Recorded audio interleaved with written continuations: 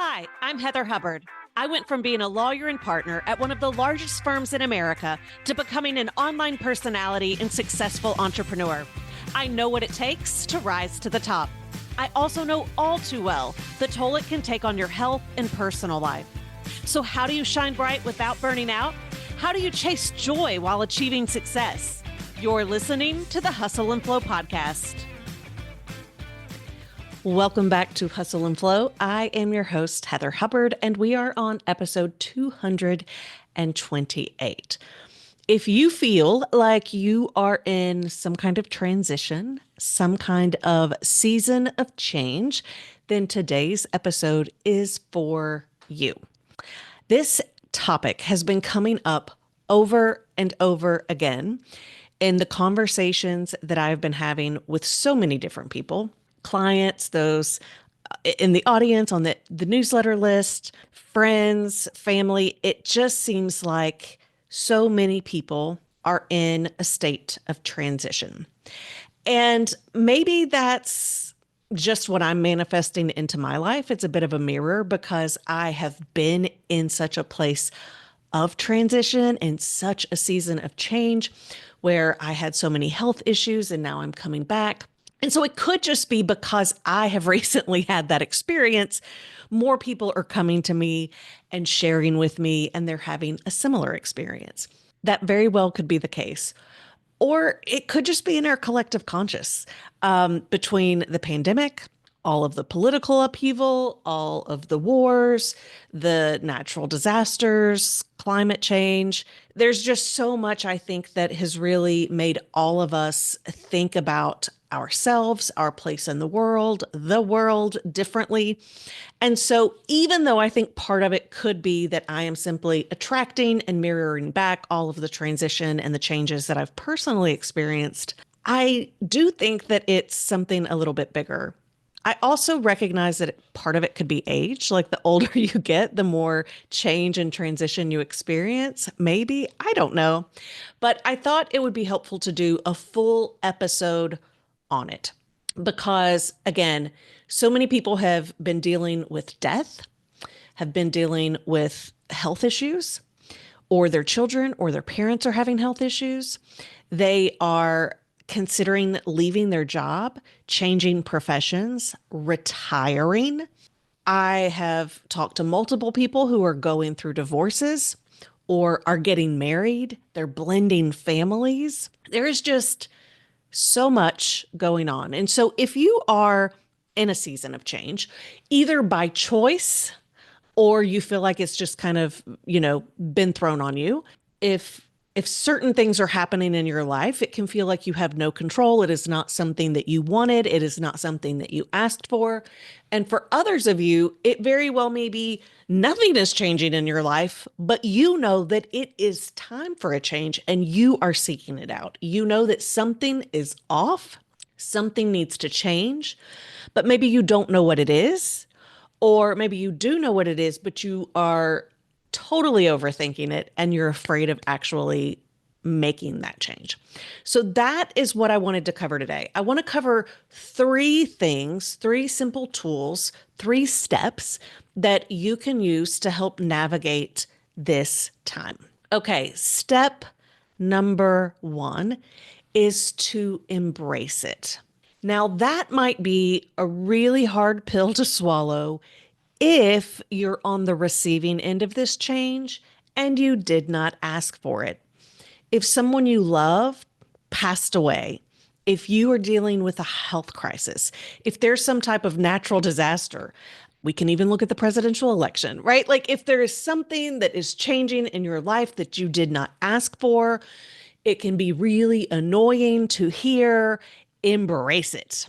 The reason why I encourage you to embrace it, by the way, step two is going to probably resolve the anger and the bitterness and the thoughts where you're like, I'm not even going to listen to this if you're going to tell me to embrace it, is the reason why we want to embrace it is because we want to have a sense of control. And we want to be able to move through it from a place of more ease and more peace and more joy than we would be able to otherwise. Because regardless of how you got into the position of being in a season of change, I think we can all agree that we want it to be as full and as joyful and as abundant and as peaceful as possible. And the way that we're going to do that is by embracing it. And the way that we embrace the season of change is by looking for the possibilities. What would be possible for us that would not have been possible otherwise? This opens us up to a bit of dreaming, imagining what we could do, what would be possible that we were not allowing ourselves to do before because we were fine. We were perfectly fine with where we were and what we were doing. And now it's not perfectly fine. So it gives us a bit of freedom to say, well, now that things are not perfectly fine, what does that make possible? What might I want to change? What might I want to do differently? What do I want to explore? What does this make possible that I can dream about for the first time in a long time? This doesn't mean that we are pushing down our feelings. I am not talking about toxic positivity here. What I am talking about is truly looking for potential opportunities that you might want to move towards. So this is a lot easier if we're just talking about, let's say, you're unhappy at your job or you're thinking about retirement.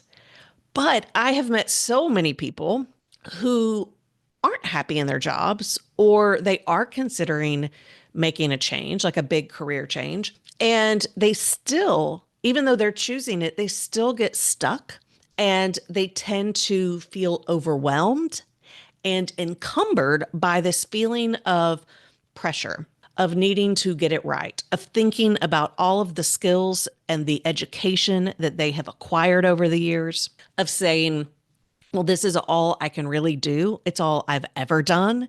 This is the only industry I know. This is the only profession I know. And then feeling as though they don't have options. So they're not happy. They want change, but they may tell themselves that they cannot have that change, which can make you feel even worse. And so the more you limit yourself, the more you look for the logical right next step, the more you are, one, going to be less likely to go get the change, but two, you're going to continue to feel like something is off. You're going to continue to feel like there is something more. You're going to continue to feel burdened and resentful and frustrated and perhaps even depressed. So even then, if you are feeling off, if you are feeling as though you want a career change, embrace the idea that you want to do something differently and look for, explore possibilities. What new things might open up to you by having a broader perspective? That too is going to help you. Similarly, if you are experiencing something like a death or an illness or a natural disaster, being able to say, well, now that that person is no longer in my life, now that my home is no longer with me, what do I want? What might be next for me? And being able to say, well, what would I change about that? If I'm building a house from scratch, if I am not going to have a permanent home for the next 9 months. By the way, I'm totally talking about the natural disaster and home situation because I am recording this right now while LA is burning down. I get it's not going to come out for a while. Hopefully that will be behind us.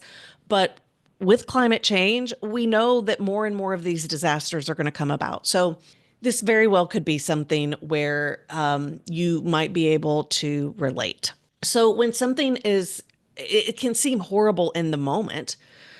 Oftentimes when we get through seasons of change, we will look back and say there were gifts that come from it. Of course there are. It doesn't make the pain or the grief any better.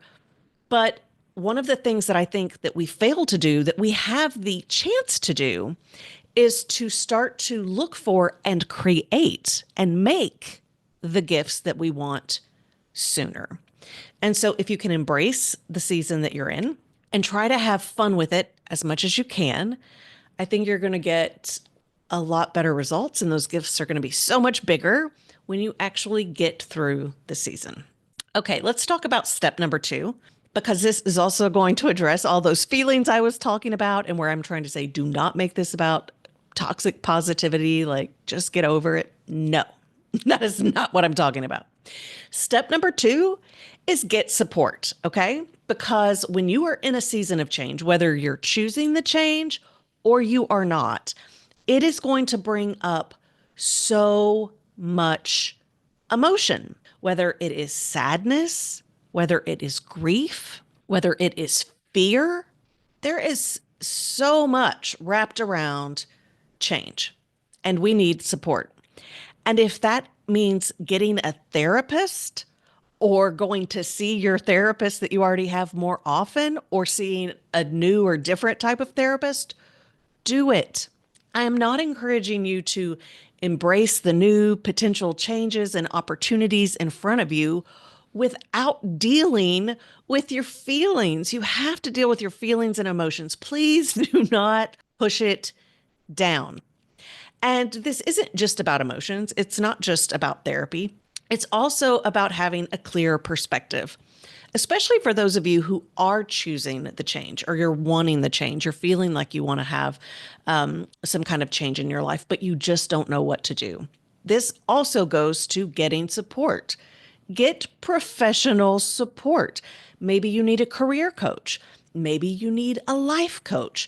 Maybe you need to work with me with Joy in the Journey for clarity, or Growth Accelerator if what you're wanting to do is a business. There are a million different ways to get support. Okay. So this step number two is not all Heather, right? There are thousands, if not millions, of people out there available to support you in whatever you need the support with. But here's where we make big mistakes. We tend to do things on our own. We tend to, one, we don't want to burden others. Two, like we really want to like work it all out in our own head and figure it out and have the perfect plan before we actually announce it to anyone else. And we waste so much time. We waste so much money. And we waste so much opportunity by trying to do it all on our own. Ask me how I know. Right? It's like I can just push through. I've pushed through so many things before in my life. I can just push through on this as well. And so I'm just going to be a bulldozer. And I'm just going to push through. I'm just going to move towards it. Or maybe it's like I'm going to do a ton of research and I'm going to get this just perfect. I'm going to get this just right before I go do the thing. I really see this with people who are wanting to change jobs or retire. Maybe it's even move to a different place, go on a vacation, do a sabbatical. I have a few friends who, and clients who have talked about wanting to just work remotely from Europe an entire summer. But I've also heard them talk about this for over 10 years. And I think the issue that's holding them back is that they're way overthinking this. They're trying to get everything perfect. So if you have a desire to do something a little bit differently, I encourage you to get professional support to help you not only get through whatever is going on, but to help you move towards those things that you are dreaming about and towards those things that it now opens up and makes possible that we talked about in step one with really embracing. So as humans, we are not wired to change. And the older we get, the worse it is because we now have established businesses. We have homes and mortgages and children that are used to their schools or a certain way of doing things. People whose children are moving out and they're empty nesters, like that's a whole season of change as well. But we just get so rooted and so grounded in our routines. And also because I think when we were growing up, we were taught that the time for adventure, the time for change, the time for fun is when you are in college. And then you go get your new job. And then you settle down for the rest of your life. You settle down, you get married, you have kids, you have a mortgage in a city, in a great job, and you never leave. Like that's it. That's where you die. I also think I'm technically at mid age at this point, although I don't know what the definition of middle age is. People say I'm middle aged. I don't know. But I do think that, we talk about these midlife crisis points with like 40 to 50. And I actually don't think it's a midlife crisis so much as it's this thought of we're not allowed to change anymore that's like weighing on our shoulders. And it's like, if I don't make a new move now, I'll never get to make it. I'm never going to get outside of this box. And I think part of it is this goes back to step one. It's kind of like throwing away those old ideas. So, if what we were conditioned, if the way that we were raised by our family, our society, what we saw from the people before us, that if we feel unsettled, or we think about possibly making these big changes, it can bring up a lot of just junk in our heads, a lot of old stories that we maybe didn't even place there, right? Like they're not our stories, but we're still living into them. And so that's why, even if you're a great strategist, even if you're a pretty cool, calm, and collected person, and you're mindful and you go to therapy and you can figure out anything, if you are in a season of change, I highly recommend that you get professional support, whatever that looks like, because I suspect that you are going to have a hard time being neutral and looking at things from the bigger picture. You are more likely to limit yourself. You are more likely to stay in a place of I can't have that. I can't do that. I feel like a victim. Why can't I be happy? Because if you didn't choose it, you may be feeling like a victim. But if you are choosing it, you might feel anger towards yourself that you can't just be happy with where you are. And again, even if you're not having any of those feelings, you are still potentially, you're still potentially going to overthink it. And you are not going to move forward. And when you don't move forward, even if everything is fine, it's just fine. And don't you want more than fine? Like, don't you want the abundance and the joy and the excitement and the curiosity and the new learning, the new experiences, whatever is making you feel off? Like, get out of that space as fast as possible. Don't stay there. There's just so many people I see them have these ideas and these thoughts, and I'm just like, they could have been in such a better place so much faster if they would have just moved towards it. And I, please, I am not saying that I have this down. There are so many areas of my life where I have done this. Okay. Easier said than done, right? But I do think the older I get and the more wisdom I have and the more people I coach or I advise, the more people I help, I have learned to move through things faster. Now, if you are having a health crisis or you are clinically depressed, you do need support because it may take more time.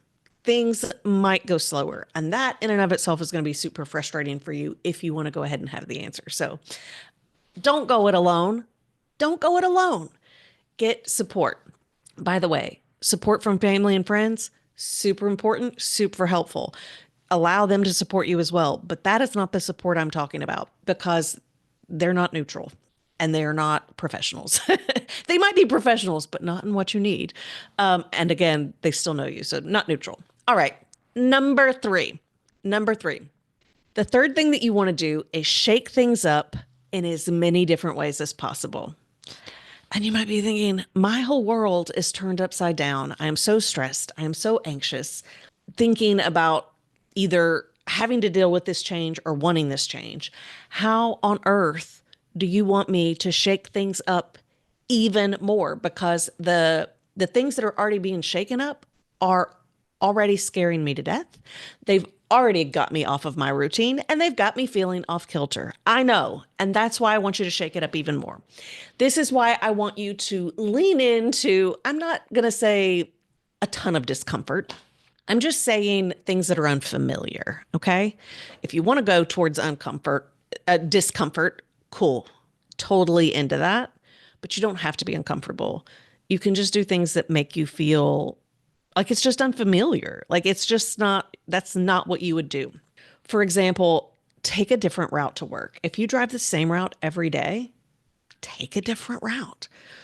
Try new restaurants. If you go to the same restaurants all the time, do new things. If you cook at home all the time, but you have like the same things that you cook, maybe go out and eat or order in or cook a different recipe. If you always wear the same colored clothes, but you do have more clothes, you just always like lean towards the black, go for some of the colored clothes. If you always wear your hair a certain way, maybe wear it a little bit different. The concept is you want micro doses of doing things differently just for the sake of doing it differently. I'm not actually trying to get you to figure out a new way to do things. I'm not trying to say that this should be a permanent shift. But when we are so grounded and so rooted and such in a routine, when things are either going to have to change or we're thinking we want a change, then the more we just shake things up, it kind of shakes things up in our brain. It's like, I don't even know what we're doing anymore. Everything seems wild and crazy. But when your brain starts to think, I don't even know what's happening, like our routines are out the window, it's eventually going to like shake loose, let down its guard a little bit, and start to see possibility. It's going to start to relax. It's going to start throwing up all of the defense mechanisms that say, you can't do that. You got a degree in this. You have done this for a million years. You have only been in this one industry. There is no way you could ever go do anything else. There is no, right? Like when your brain, that is your brain trying to keep you safe. So when I'm encouraging you to embrace it instead of resisting it and resenting it, your brain is still going to fight back. And so one of the best ways to get around that is to just shake things up in every area of your life so that your brain is like, I give up. And then it's going to actually allow you to see possibility again. I know that when I was legit depressed and when I say legit depressed, I mean clinically, I was clinically depressed going through the sabbatical, having all of the health issues, even after. So there were so many different things that were happening with my brain that we couldn't do much about. But once we got through that, on the other side of that, like I was just depressed and I needed the support and I was getting professional support. But I do genuinely believe that the thing that really helped me move through that and move on to something new and to just be in such a better place was embracing the concept of just doing new things, trying new things just for the hell of it. And it wasn't even because I was always searching out things that were fun. Like I just tried to embrace, what if everything was done a little bit differently and there was no right way, there was no wrong way, there was no routine. Like everything was a new and different choice and a new and different possibility.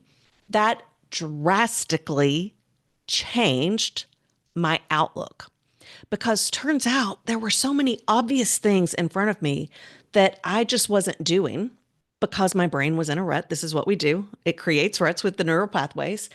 And turns out like there were so many cool things around me and in my life and just in my daily routine that like it just wasn't even in my line of sight because I wasn't allowing it to be in my line of sight. And so not only did I get the opportunity to shake up some little things, it allowed me to have bigger perspective when it came to shaking up the big things. Also, because I was shaking up so many little things, it lessened the fear and the anxiety and the frustration when it came to the bigger things because I just kind of felt like I was in this season of play. When I think of a season of change, that can sometimes feel heavy. But when I looked at it more of, no, I'm in a season of play. I'm in a season of choosing again. I'm in a season of getting to create new adventures and have new opportunities. Not only did it totally shift my attitude and my mood, it led me to things that I never would have done before. And it allowed me to put this business back together in a way that is so fulfilling. And I never, ever, ever would have done it but for kind of being forced into that season of change. And so now I feel like it is a choice that I am choosing to be in this season of change or play because the results have been so fulfilling. I don't want to settle back down yet. I don't know what else is out there and available. And it makes me wonder, should we always be in a season of change and a season of play so that we can continue to evolve and grow and be on new adventures, finding new ways to experience joy and to experience the world? So, if you are in a season of change by choice or by force, I hope that these 3 tips help you make it a little bit easier and on your way to a wonderful, new, exciting life. Thank you so much for joining me for this week's podcast. If you're watching on YouTube, give the episode a like and leave a comment below so we can keep the conversation going. Also, be sure to subscribe to the channel so you never miss a future episode or announcement. Listening on Apple, Spotify, or another podcast app, you can watch the video and join in the after show conversation by visiting hustleandflowpodcast.com.